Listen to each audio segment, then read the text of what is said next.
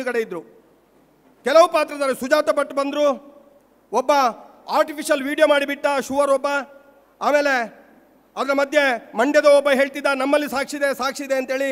ಇನ್ನೊಬ್ಬ ಹೇಳ್ತಿದ್ದ ಈ ಮೊಬೈಲ್ನಲ್ಲೇ ನನ್ನ ಸಾಕ್ಷಿ ಇದೆ, ಎಲ್ಲ ರೀತಿಯಲ್ಲೂ ನಾನು ಸಾಕ್ಷಿಯನ್ನು ಕೊಡ್ತೇನೆ, ಜೀವಂತ ಸಾಕ್ಷಿ ಇದೆ.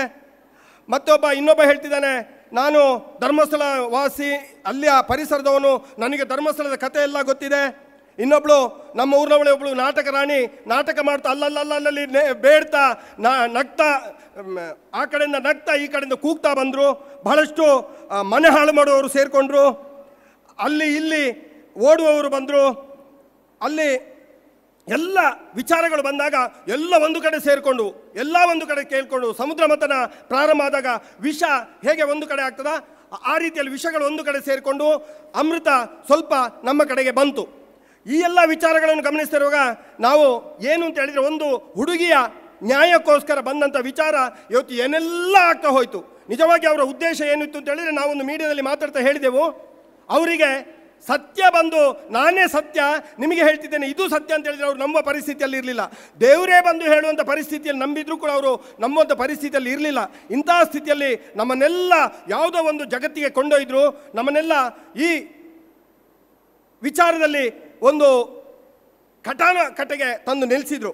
ಬಹುಶಃ ಆಮೇಲೆ ಯಾವುದೆಲ್ಲ ಕಥೆಗಳನ್ನು ಕಟ್ಟಿದ್ರು ನಿಮಗೆಲ್ಲ ಗೊತ್ತಿದೆ, ಯಾವ ವಿಚಾರಗಳನ್ನು ಹೇಳಿದರು, ಏನು ಹೇಳಿದರು ಅಂತೇಳಿ. ಮೀಡಿಯಾದವರು ನಮ್ಮ ಬಗ್ಗೆ ಮಾತಾಡಲಿಕ್ಕೆ ಹೆದರ್ತಾ ಇದ್ರು ಒಂದು ಟೈಮ್ನಲ್ಲಿ. ಆ ಟೈಮ್ನಲ್ಲಿ ನಮ್ಮಲ್ಲಿ ಕೆಲವು ಮೇಯ್ನ್ ಮೀಡಿಯಾಗಳು ನಿಂತು, ಏನು ಈಗ ಪುಟಾಣಿ ಅವರು ಕೆಲವು ಪ್ರಸ್ತಾವ ಮಾಡಿದ್ರು ಆ ರೀತಿಯಲ್ಲಿ ಕೆಲವು ಮೀಡಿಯಾಗಳು ನಮ್ಮೊಂದಿಗೆ ನಿಂತು ಧೈರ್ಯವಾಗಿ ಮಾತಾಡಲಿಕ್ಕೆ ಪ್ರಾರಂಭವಾದರು. ಆದರೆ ಅದಕ್ಕೂ ಪ್ರಾರಂಭ ಮಾಡಿದ್ದು ಧರ್ಮಸ್ಥಳ ಗ್ರಾಮಸ್ಥರೇ. ಪ್ರಥಮ ಸಭೆಯನ್ನು ಮಾಡಿದವರು ನಾವೇ, ಆಮೇಲೆ ಆ ಬುರುಡೆಯ ಬಗ್ಗೆ ಮಾತಾಡಲಿಕ್ಕೆ ಪ್ರಾರಂಭ ಮಾಡಿದವರು ನಾವೇ. ಧರ್ಮಸ್ಥಳ ಗ್ರಾಮಸ್ಥರು ಒಂದು 50 ಜನರಿಂದ ಹೆಚ್ಚಿನವರು ಹೇಳ್ತಾ ಬಂದರು, ಬುರುಡೆ ಮ್ಯಾನ್ ಯಾರು, ಮಾಸ್ಕ್ ಮ್ಯಾನ್ ಯಾರು, ಅವನ ಹಿನ್ನೆಲೆ ಏನು ಅಂತ ಹೇಳೋದನ್ನು ನಾವು ಹೇಳ್ತಾ ಬಂದೆವು. ಬಹುಶಃ ಮೀಡಿಯಾದವರಿಗೆ ಇನ್ನೂ ಸತ್ಯ ಹೊರಗಡೆ ಬಂತು. ಆಗ ಅವರು ಧೈರ್ಯವಾಗಿ ನಮ್ಮ ಬಗ್ಗೆ ಮಾತಾಡಲಿಕ್ಕೆ ಪ್ರಾರಂಭ ಮಾಡಿದರು.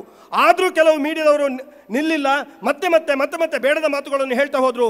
ನಮ್ಮ ಹುಡುಗರು ಒಟ್ಟಾಗಿ ಅವರಿಗೆ ಒಂದು ರೀತಿಯಲ್ಲಿ ಬುದ್ಧಿ ಕಲಿಸುವಂಥ ಕೆಲಸವನ್ನು ಮಾಡಿದರು. ಬಹುಶಃ ಇದು ಸಂಪೂರ್ಣವಾಗಿ ನಮ್ಮ ಧರ್ಮಸ್ಥಳದ ಚಿತ್ರಣವನ್ನೇ ಬದಲಿಸಿತು. ಇಡೀ ಅಷ್ಟ ತನಕ ಏನು ಹೇಳ್ತಿದ್ರು ಅಂತ ಹೇಳಿದರೆ, ಧರ್ಮಸ್ಥಳದವರು ಇಲ್ಲಿ ಇಲ್ಲ, ಕ್ಷೇತ್ರದೊಟ್ಟಿಗೆ ಇಲ್ಲ, ಅವರು ಹೊರಗಡೆ ಇದ್ದಾರೆ ಅಂತೇಳಿ. ಏನು ನಮ್ಮ ಹುಡುಗರು ಒಟ್ಟಾಗಿ ಅವರಿಗೆ ಅವತ್ತು 3 ಜನರಿಗೆ ಏನು ಒಂದು ಪಾಠವನ್ನು ಕಲಿಸಿದ್ರು, ಅದು ಯಾವತ್ತು ನಮಗೆ ಬಹಳ ಶಕ್ತಿಯಾಗಿ ಮೂಡಿತು. ನಮ್ಮ ಹುಡುಗರಿಗೆ ನಾನು ಅಭಿನಂದನೆ ಸಲ್ಲಿಸಬೇಕು. ನಿಮ್ಮೊಂದಿಗೆ ಖಂಡಿತವಾಗಿಯೂ ದೇವರಿದ್ದಾನೆ ಅಂತ ಹೇಳುವಂಥ ಸತ್ಯವನ್ನು ನೀವು ಅರಿತುಕೊಳ್ಬೇಕು ಅಂತ ಹೇಳ್ತಾ ಮಾತಾಡಲಿಕ್ಕೆ ತುಂಬ ಜನ ಬಂದರು. ಆದರೆ ಪ್ರಥಮವಾಗಿ ನಮಗೆ ಮಾತಾಡಲಿಕ್ಕೆ ಸಿಗಲಿಲ್ಲ, ಜನರು ಸಿಗಲಿಲ್ಲ. ಕೊನೆಗೆ ಈಗ ಯಾರು ಬೇಕು, ಎಷ್ಟು ಜನ ಬೇಕಾದರೂ ನಮ್ಮೊಟ್ಟಿಗೆ ಮಾತಾಡಲಿಕ್ಕಿದ್ದಾರೆ. ಅದರಲ್ಲಿ ಮೋಹನ್ ಬೋಳಂಗಡಿಯವರು ಆಗಿದ್ದಲ್ಲೇ ನಮ್ಮೊಟ್ಟಿಗೆ ಮಾತಾಡ್ತಾ ಬರ್ತಾ ಇದ್ರು. ಬಹಳಷ್ಟು ವಿಚಾರಗಳನ್ನು ಅವರು ತನ್ನ ಬಂಡವಾಳದಲ್ಲಿ ಇಟ್ಟುಕೊಂಡು ಬಹಳಷ್ಟು ವಿಚಾರಗಳನ್ನು ಮೀಡಿಯಾಕ್ಕೆ ಕೊಟ್ಟರು. ಸತ್ಯ ಅನಾವರಣ ಆಗ್ತಾ ಇದೆ. ಆದರೂ ಕೋಣನಿಗೆ ದೊಣ್ಣೆಯ ಪೆಟ್ಟು, ಜಾನನಿಗೆ ಮಾತಿನ ಪೆಟ್ಟು ಅಂತ ಹೇಳಿದಾಗೆ ಜಾನರಿಗೆ ಇದು ಅರ್ಥ ಆಯಿತು, ಕೋಣಗಳಿಗೆ ಇನ್ನೂ ಅರ್ಥ ಆಗಲಿಲ್ಲ.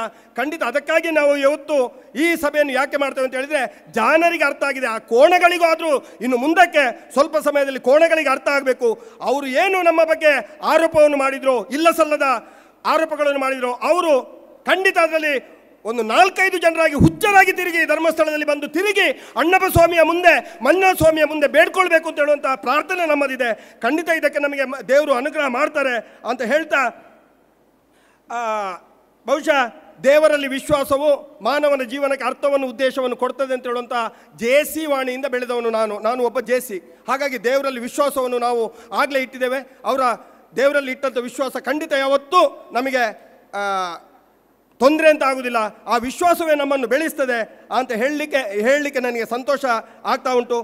ಬಹುಶಃ ನಾನು ಬಹಳಷ್ಟು ವಿಚಾರಗಳನ್ನು ಮಾಧ್ಯಮದಲ್ಲಿ ಕೂತ್ಕೊಂಡು ಮಾತಾಡ್ತಾ ಇದ್ದೇವೆ. ಯಾಕೆಂತ ಹೇಳಿದರೆ, ಇದು ಮಾಧ್ಯಮದಲ್ಲಿ ಮಾತಾಡಿದ್ದು ಮತ್ತು ಮಾಧ್ಯಮದ ಮೂಲಕ ಬಂದದ್ದು ಬಹಳ ವಿಚಾರಗಳು ಜನರ ಮನಗಳಿಗೆ ಮುಟ್ತದೆ.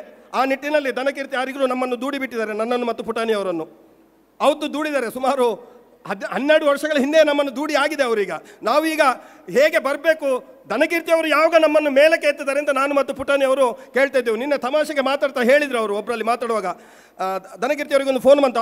ಆಗ ಹೇಳಿದರು, ನನ್ನ ಆಚೀಚೆಯಿಂದ ರಾವು ಕೇತುಗಳಿದ್ದಾರೆ ಅಂತೇಳಿ. ಯಾರು ಅಂತ ಕೇಳಿದ್ರು ಅವರು, ಪುಟಾಣಿ ಮತ್ತು ಕೇಶವರು ಅಂತ ಹೇಳಿದರು. ಹಾಗಿದ್ರೆ ಶನಿ ಯಾರು ಅಂತೇಳಿ ನಮಗೀಗ ಗೊತ್ತಾಗಿದೆ. ಈ ಶನಿ ಅವತ್ತೇ ಒಕ್ಕರ್ಸಿಗೆ ಶುರುವಾಗಿದೆ, ಅದು ವಿರೋಧ ಪಾರ್ಟಿಯವರಿಗೆ ಒಕ್ಕರ್ಸಿ ಆಗಿದೆ. ಖಂಡಿತ ಆ ಶನಿಯ ಕಾಟ ಅವರಿಗೆ ಪ್ರಾರಂಭ ಆಗಿದೆ. ಇನ್ನು ಅವರು ನಿರ್ನಾಮ ಆಗೋದು ಒಂದೇ ಬಾಕಿ. ಎಲ್ಲವೂ ಆಗಿದೆ, ಎಲ್ಲವೂ ಆಗಿದೆ. ನಮಗೆ ಜೈಲೇ ಇಲ್ಲ ಅಂತ ಹೇಳಿದರು. ನಮ್ಮನ್ನು ಬಂಧಿಸುವವರಿಲ್ಲ, ನನ್ನನ್ನು ಬಂಧಿಸಿ ನೋಡಲಿ, ಇಲ್ಲಿ ಎಲ್ಲ ಏನು ರಕ್ತಕ್ರಾಂತಿ ಆಗ್ತದೆ. ನಿನ್ನೆ ಕೂಡ ಒಬ್ಬ ಫ್ರೀಡಮ್ ಪಾರ್ಕಲ್ಲಿ ಬಗಳ್ತಾ ಇದ್ದ, ಏನು ಅದು ಹಾಗೆ ಆಗಿದೆ, ಹೀಗಾಗಿದೆ, ನೀವು ಅದನ್ನು ಗಮನಿಸಬೇಕು, ಇದನ್ನು ಗಮನಿಸಬೇಕು ಅಂತೇಳಿ. ಬಹುಶಃ ಬಂಧಿಸಿದಾಗ ಯಾವ ರಕ್ತಕ್ರಾಂತಿಯೂ ಆಗಲಿಲ್ಲ. ಬಂಧಿಸಲಿಕ್ಕೆ ದೇಶದ ಜೈಲಲ್ಲ, ನಮ್ಮ ಹತ್ತಿರದ ಬ್ರಹ್ಮಾವರ ಜೈಲೇ ಸಾಕಾಯಿತು. ಇನ್ನೂ ಕೂಡ ಇವರನ್ನೆಲ್ಲ ಆ ಶಿವ ರುದ್ರ ತಾಂಡವ ಪ್ರಾರಂಭ ಮಾಡಿದ್ದಾನೆ. ಖಂಡಿತವಾಗಿಯೂ ಆ ರುದ್ರ ತಾಂಡವ ಪ್ರಾರಂಭ ಆದ ನಂತರ ಈಗಾಗಲೇ ಪ್ರಾರಂಭ ಆಗಿದೆ, ಅದು ಇನ್ನು ಸ್ವಲ್ಪ ದಿವಸದಲ್ಲಿ ಮುಗೀತದೆ. ಖಂಡಿತವಾಗಿಯೂ ನಮಗೆ ಸತ್ಯಕ್ಕೆ ದಾರಿ ಇದೆ, ಸತ್ಯವಂತರಿಗೆ ದಾರಿ ಇದೆ. ಪೂಜ್ಯ ಕಾವಂದರು ನೆಮ್ಮದಿಯಿಂದ ಅವರ ಕುಟುಂಬದವರನ್ನು ಸ್ವಲ್ಪ ನೆಮ್ಮದಿ ಹಾಳು ಮಾಡಿದವರು. ಖಂಡಿತವಾಗಿಯೂ ಅವರು ಇದನ್ನೆಲ್ಲ ಈಗ ಮೊನ್ನೆ ತಾನೇ ಒಬ್ಬ ಹೇಳಿದ, ನೀವು ನೋಡಿರ್ಬೋದು ಮೀಡಿಯಾದಲ್ಲಿ, ಒಂದು ಮಹಿಳೆ ಒಬ್ಬರು ಹೇಳ್ತಾರೆ, ನಮ್ಮನ್ನು ಕಾವಂದ್ರೇ ಕಾಪಾಡಬೇಕು, ಹೆಗ್ಡೆಯವರೇ ಕಾಪಾಡಬೇಕು ಅಂತ ಹೇಳಿದ್ರೆ. ಹಾಗಾದರೆ ಅರ್ಥ ಮಾಡ್ಕೊಳ್ಳಿ ಏನಿದೆ. ಅವರು ಇಂಥ ಕೆಲವರು ನಮ್ಮ ಎದುರು ಬರ್ತಾರೆ, ಖಂಡಿತವಾಗಿಯೂ ಹೆಗ್ಡೆಯವರ ಮುಂದೆ ಬಂದು ನಾವು ಮಾಡಿದ್ದು ತಪ್ಪಾಯಿತು ಅಂತ ಹೇಳುವಂಥದ್ದು. ಯಾಕೆಂತ ಹೇಳಿದರೆ ಮಂಜಸ್ವಾಮಿ ಯಾವತ್ತೂ ಮಾತು ಬಿಡುವುದಿಲ್ಲ. ವಾಕ್ದೋಷ ಕಾಣುವುದು ಮಂಜಸ್ವಾಮಿಯಲ್ಲಿ, ಅದನ್ನು ಪರಿಹಾರ ಮಾಡಬೇಕಾದವರು ಹೆಗ್ಡೆಯವರು. ಆ ನಿಟ್ಟಿನಲ್ಲಿ ಖಂಡಿತ ಯಾರೆಲ್ಲ ತಪ್ಪು ಮಾಡಿದಾರ ಅವರೆಲ್ಲ ಬರ್ತಾರೆ. ಆದರೆ ಅಷ್ಟು ಸುಲಭದಲ್ಲಿ ನಾವು ಗ್ರಾಮಸ್ಥರು ಸುಮ್ಮನೆ ಕೂತ್ಕೊಳ್ಳಲಿಲ್ಲ ಅಂತ ಹೇಳುವಂಥ ಉದಾಹರಣೆಯನ್ನು ನಾವು ತೋರಿಸಿಕೊಟ್ಟಿದ್ದೇವೆ. ಇನ್ನು ಮುಂದಕ್ಕೂ ನಾವು ಗ್ರಾಮಸ್ಥರು ಪೂಜ್ಯರೊಂದಿಗೆ ಇದ್ದೇವೆ ಅಂತ ಹೇಳೋದಕ್ಕಿಂತ ನಮ್ಮೊಂದಿಗೆ ಪೂಜ್ಯರಿದ್ದಾರೆ ಅಂತ ಹೇಳುವಂಥ ಭಾವನೆಯಲ್ಲಿ ನಾವಿದ್ದೇವೆ. ಪೂಜ್ಯರಿಂದಾಗಿ ನಾವೆಲ್ಲ ಇವತ್ತು ಬದುಕ್ತಿದ್ದೇವೆ, ಉಸಿರಾಟ ಮಾಡ್ತಿದ್ದೇವೆ ಅಂತ ಹೇಳುವಂಥ ಭಾವನೆ ನಮ್ಮಲ್ಲೆಲ್ಲ ಇದೆ. ಆ ನಿಟ್ಟಿನಲ್ಲಿ ಊರಿನವರು ಇರಲಿ, ವ್ಯಾಪಾರಸ್ಥರು ಇರಲಿ, ರಿಕ್ಷಾದವರು ಇರಲಿ, ಗ್ರಾಮಸ್ಥರು ಇರಲಿ, ಧರ್ಮಸ್ಥಳ ಕ್ಷೇತ್ರದಿಂದಾಗಿ ನಾವು ಬೆಳೀತಿದ್ದೇವೆ ಅಂತ ಹೇಳುವಂಥ ಭಾವನೆ ನಮ್ಮಲ್ಲೆಲ್ಲ ಬರ್ತಾ ಇದೆ. ಅದರ ಒಟ್ಟಿಗೆ ಆ ಭಾವನೆಯೂ ಇದೆ. ಅದರೊಟ್ಟಿಗೆ ನಮಗೆಲ್ಲರಿಗೂ ಕಾವಂದ್ರ ಮತ್ತು ಮಂಜಸ್ವಾಮಿಯ ಋಣ ಇದೆ, ಅಣ್ಣಪ್ಪ ಸ್ವಾಮಿಯ ಋಣ ಇದೆ. ನಾವು ದೇವರ ಮೇಲೆ ಭಾರ ಹಾಕಿ ಈ ಸಭೆಯನ್ನು ಕೂಡ ಇವತ್ತು ಆಯೋಜನೆ ಮಾಡಿದ್ದೇವೆ. ಬಹುಶಃ ನನಗೆ ಆ 27/3/2025 ನಾವು ಮಾಡಿದಂಥ ಸಭೆಯಲ್ಲಿ ಇದ್ದಂಥ ಉತ್ಸಾಹ ಉಲ್ಲಾಸ ಇವತ್ತು ಕಾಣ್ತಾ ಇಲ್ಲ. ಯಾಕಂತ ಹೇಳಿದರೆ ಅವತ್ತೆಲ್ಲರಿಗೂ ಏನೋ ಒಂದು ರೀತಿಯ ಉತ್ಸಾಹಗಳಿದ್ದು, ಇವತ್ತು ನಾವೆಲ್ಲ ಒಂಥರ ಗ್ರಹಣ ಹಿಡಿಯುವಾಗ ಇದ್ದಂಥ ಉಲ್ಲಾಸ ಗ್ರಹಣ ಬಿಡುವಾಗ ಇರುವುದಿಲ್ಲ. ಗ್ರಹಣ ಹಿಡಿಯುವಾಗ ಎಲ್ಲರೂ ಏನು ಮಾಡ್ತಾರೆ ಅಂತ ಹೇಳಿದರೆ, ಗ್ರಹಣ ಬಂದಿದೆ ನೋಡುವ ಅಂತ ಹೋಗ್ತಾರೆ. ಗ್ರಹಣ ಬಿಡುವಾಗ ಎಲ್ಲ ಹೋಗಿ ಮಲಗಿ ಆಗಿರ್ತದೆ. ಆ ನಿಟ್ಟಿನಲ್ಲಿ ನಾವೆಲ್ಲ ಇವತ್ತು ದೇವರಲ್ಲಿ ಕೃತಜ್ಞತಾ ಭಾವನೆಯಿಂದ ಅವರಿಗೆ ಪೂಜೆಯನ್ನು ಅರ್ಪಣೆ ಮಾಡಿದ್ದೇವೆ.